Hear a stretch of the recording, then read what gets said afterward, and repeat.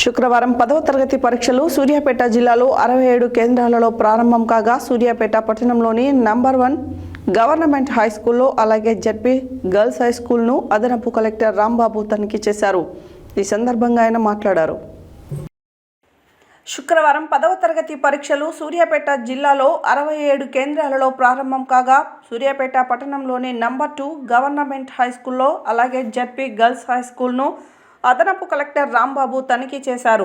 ఈ సందర్భంగా ఆయన మాట్లాడుతూ జిల్లాలో 1,11,915 విద్యార్థులకు గాను 11,890 విద్యార్థులు హాజరు కాగా 25 మంది గైన్ హాజరయ్యారని తెలిపారు.